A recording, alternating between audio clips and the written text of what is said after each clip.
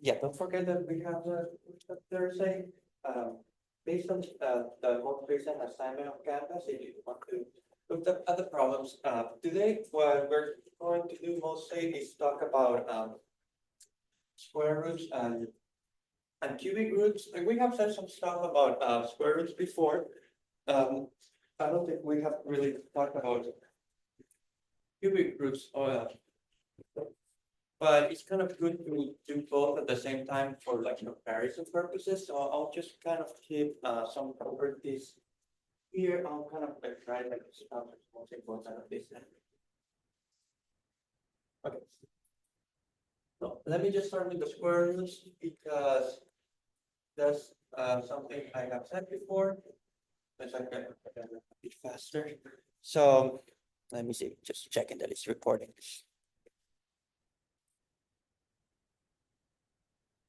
So what do you have to remember about the square root? Root of x, what's the main property of the square root? That each square gives you x. So that is fine. So it's a number.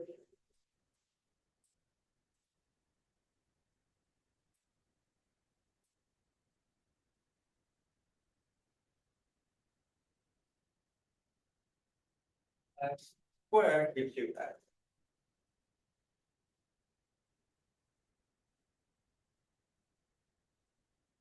Right, and so like some basic examples that you know.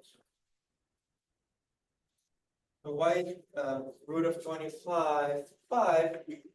Because if you take the square of 5 times 5, that's 25.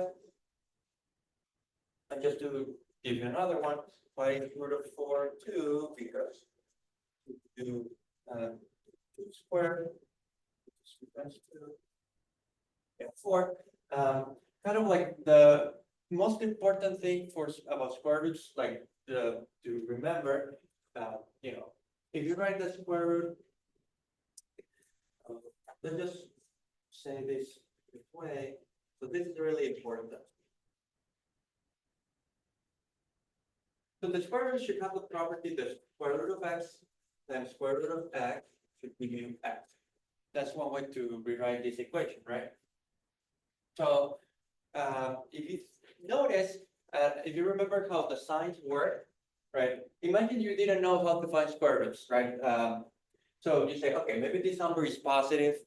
Let's say this number is positive. So positive times positive, you remember how the signs work, positive times positive is positive, right? If you thought, oh, well, maybe the square root is negative, right? Then negative times negative, if you remember how that works also, is also positive, right? So regardless of like, whether the square root is positive or negative, like x would always have the positive sign. So that is another way of saying what I'm trying to say, which sounds a little bit weird. This way is that, the number inside a square root can never be negative. That's what I'm trying to say, because like you see, like you end up with positive either way, positive, positive, positive, negative, negative, it's positive. So in other words, so x is never negative, right?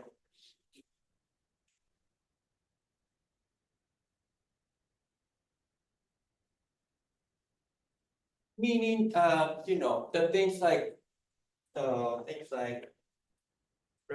root of -1 or root of -10, things like that. If you have a negative number inside the square root, we don't try to define those things. You don't exist for that. There is like kind of like a way to make sense of that, but it's kind of more like involves something called complex numbers and other things. But like for like the purposes of our class, like if you have like a negative number inside a square root, then there's nothing for you to worry about. But that's like an important property. I'll just leave it here because for the problems that we work with, like that's useful to remember. So root of x requires x greater or equal to 0. Okay. So every time you have something inside a square root, that is a requirement. So for example, just to kind of give you an example with inequalities to see how it relates to things we have done before. Let's say so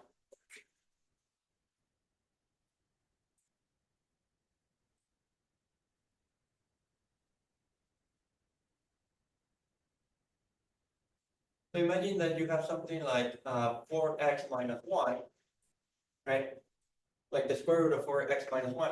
Oh, so you could ask which values of x, what some values for x can I plug in that would make sense. So for example, if you take x equals 0, you would get 4 times 0 minus 1, right? Which gives you root of minus 1, which is bad, right?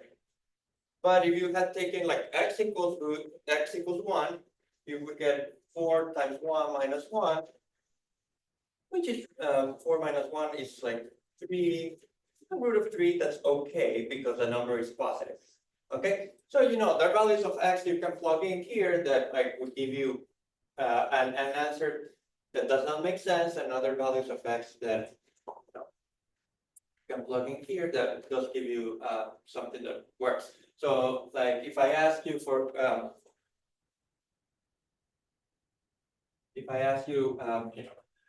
for which values of x is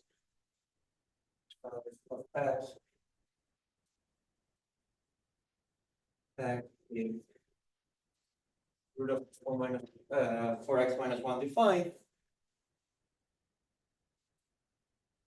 Well, based on what I just said, the important thing about a square root is that whatever you put inside a square root must be non-negative.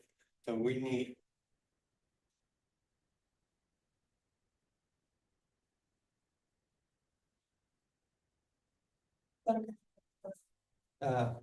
so that's a condition. The number inside the square root must be positive. And you remember hopefully how to solve inequalities. That's something we did before. Well, the way we did it, like I did it in class, a bit of an overkill. As I said, you can solve the equality first.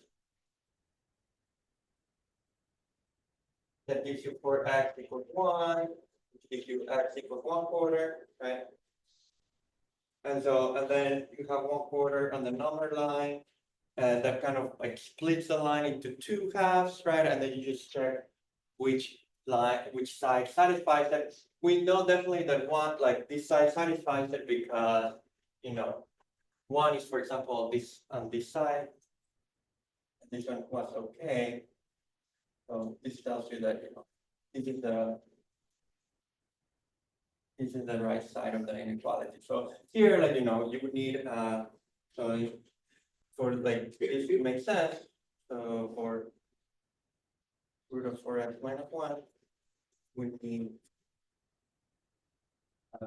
x greater or equal to 1/4. So that's how that is one way to combine square root problems with inequalities. If that makes sense.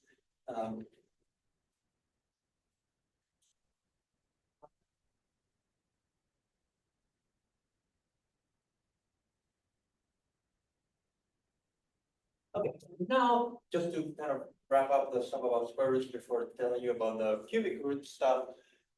Here is something you can never do with square roots. Like it happens all the time because it's a property people think they can use. So here's what I like to call a non-property. It's not true.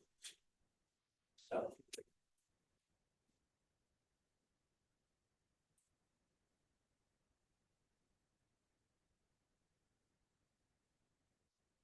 okay. So the non-property is that root of a plus b, that is not, it is not like so. Not so root of a plus root of b, and it's like a I'm teaching comp 3, and this is like a mistake that you still see and you always see it it's it is easy to just do that. So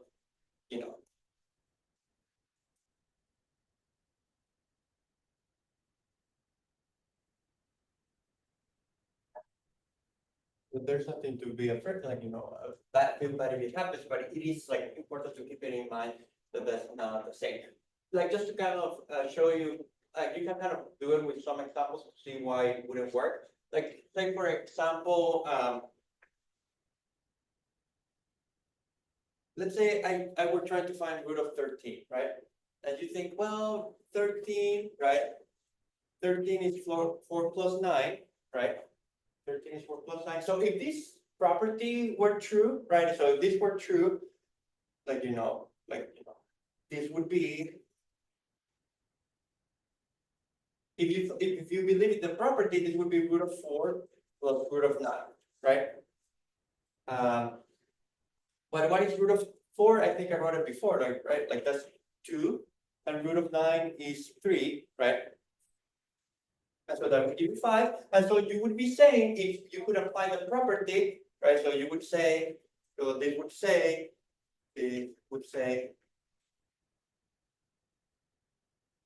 the root of 13 is 5. And that is definitely not the case because, like, 5 is the root of 25, actually, not of 13. And this is definitely false.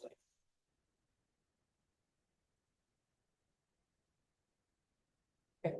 So I'm just like, I'll put it here, but again, like, just to as a reminder that this is not correct. I'll just add like that. Okay. So the point that I'm same goes with like differences. So like, root of a minus b is also not like root of a minus root of b or something like that. Like the point here is like definitely square roots, but like the way you should think about this, square roots don't kind of like play nicely with sums. Like, like if you want to know the sum, like square root of a sum, you just have to find it. Like there's no way to kind of break it down into more like smaller pieces. But with multiplication, it does work nice. So, like kind of like the slogan is like square roots don't like square roots,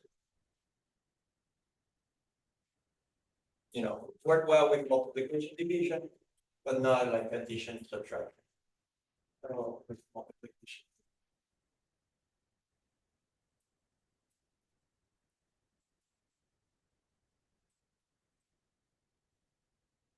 So for example, what I mean by that is like, root of a times root of b, that is the same as root of a times b, that's okay. And root of a divided by root of b, that is also root of a divided by b. So those two, like, when it comes to multiplication and division, you can kind of do maybe what you would have naively done for sums. You can break it into pieces. So let me just write those here.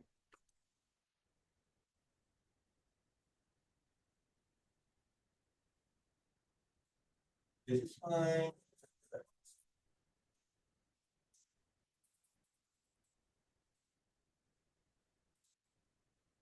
So when it comes to multiplication division, then you are good to go. Okay.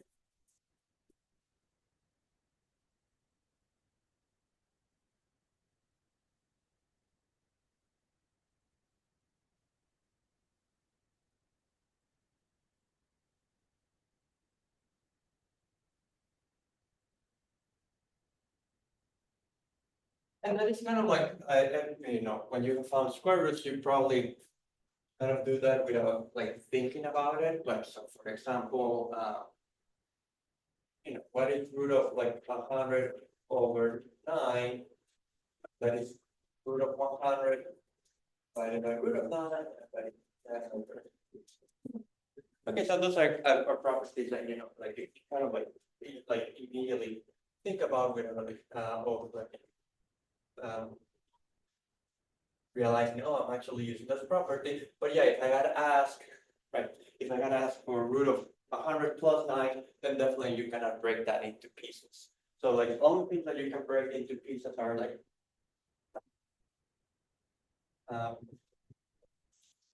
multiplications and divisions.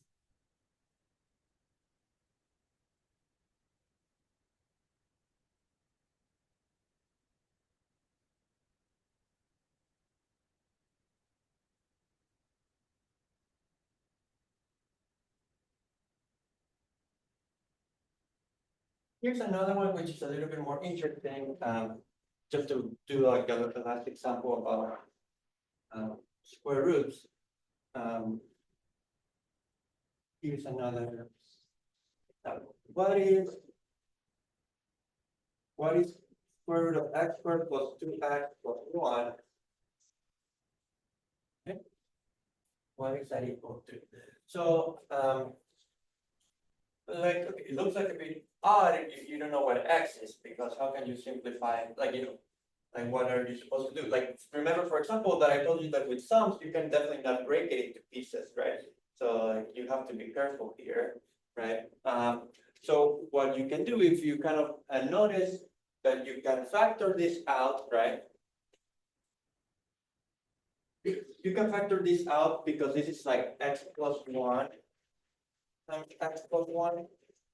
If you kind of like just play with the numbers, how did this work? You need to find two numbers that multiply to 1 and add up to 2. So 1 times 1 is 1 and 1 plus 1 is 1, is 2, right? So that one works.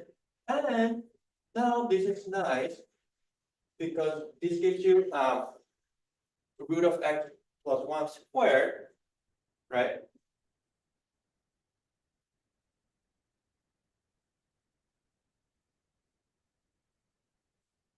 So here, what is the meaning of the square root? The meaning of the square root is like you're trying to find a number whose square is what's inside the square root. So here you're trying to find a number whose square is x plus 1 squared.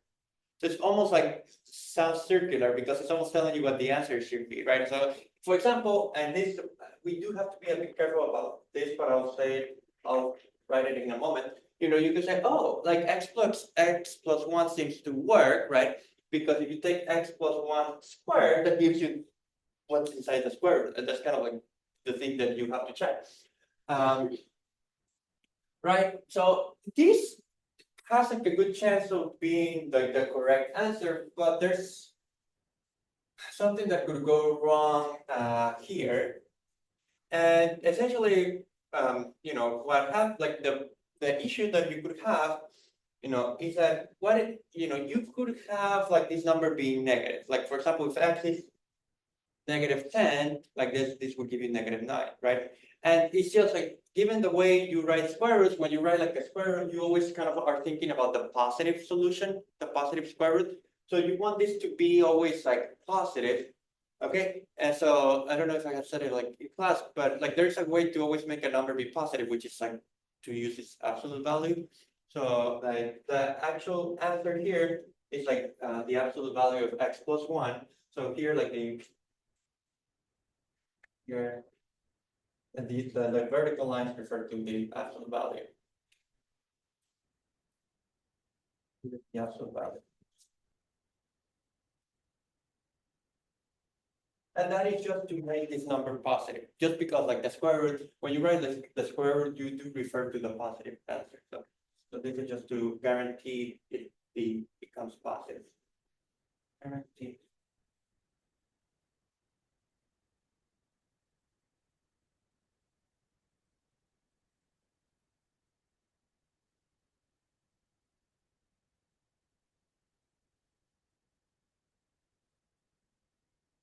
That depends on like the square root.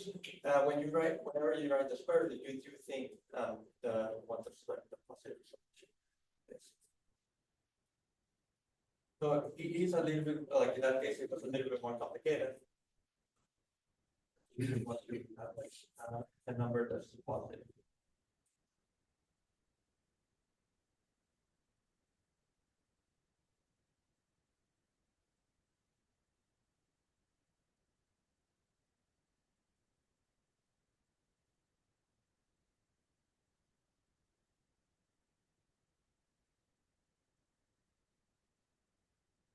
Okay, and so as I was saying, like besides square roots, like the other important type of roots to be familiarized with are cubic roots, which are actually easier than square roots, ironically.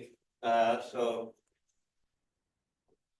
I'll say why in a moment.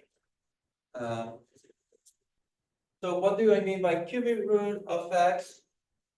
So the cubic root of x is a number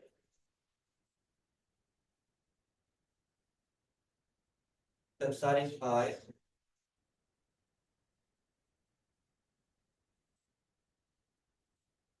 so the point of like cubic root is that it's a number whose cube gives you what's inside x.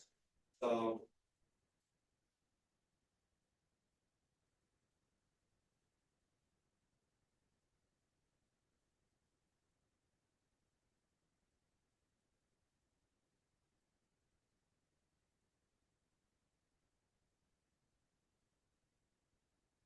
so let me write that down here on the board.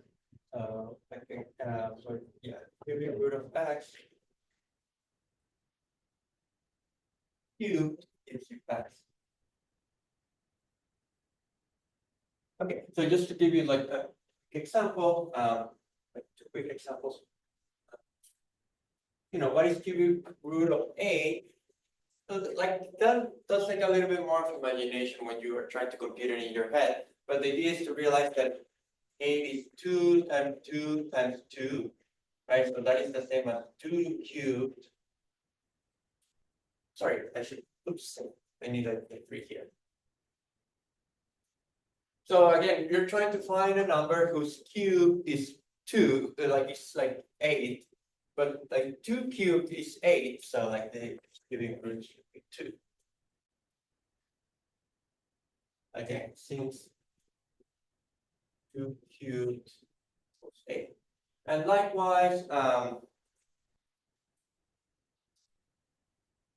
let's do another one, like, which is like a bit, maybe a bigger number, like, what is the cubic root of 125? That is 5, since what is 5 cubed? 5 cubed is 5 times 5 times 5. 5 times 5 is 25 times 5, and then when you multiply this all together, it's 125. Okay. So the numbers definitely can, when you take cubes, obviously the numbers you get can be bigger. So like, yeah, maybe finding like actual roots like is sounds more complicated for the cubic case. So the reason why I'm saying that cubic roots are actually easier than square roots is that let's think about this what is the nice thing about cubic roots? That if you think about the cubic root, well, so the point of the cubic root is that cubic root of x times cubic root of x times cubic root of x, that should be x, right? That's how like that works. So if you thought, okay, what if this number is positive? So if this is positive times positive times positive, right? Then x, what it would be positive, positive, positive gives you positive, right? And what if cubic root of x is negative? If it were negative, it will give you negative, negative, negative, right? So what is negative times negative? That's positive. But positive times negative is negative, right? So the nice thing with cubic roots is that actually x can be positive or negative. So you can take cubic roots of both positive and negative numbers. There's no condition on x because x, if you look at the table, it could be positive or negative. Before, when we do the same for square roots, we always got positive. So that's why for square roots, you can only put positive numbers inside a square root. But for a cubic root, you can have positive or negative numbers. So that's kind of why they are nicer. So for cubic roots, x can be positive or negative. So that's nice. X can be positive or negative. So what do I mean by that? Like what I'm trying to say is that something like this for square roots is bad. You cannot make sense of this, but with a cube, this is good. Like this does make sense. That is not a problem. It's not a problem to have a negative number inside of cubic root. In fact, you kind of know what the answer should be because we did find cubic root of 8. And the cubic root of negative 8 is almost the same. It's just minus the other one. So it's like this would be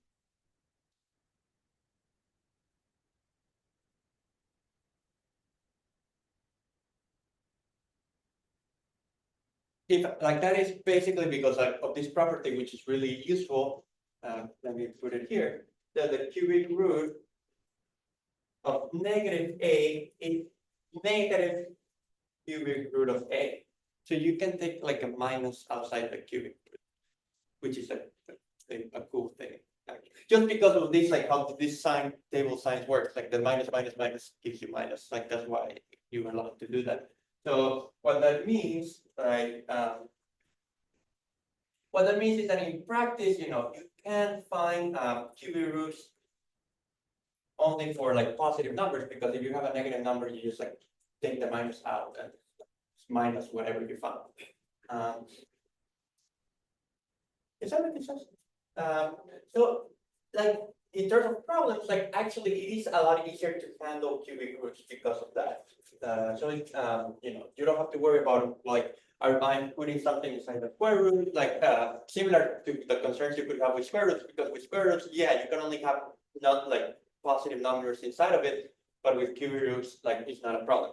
So, and the other good thing is like, just to kind of like wrap up like this stuff about the roots before I give you some problems to work on, is that like the multiplication and like division stuff works. So you still have the cubic root of a times cubic root of b. Still cubic root of a times b. That's not a problem. So like I'll put it here. Just do.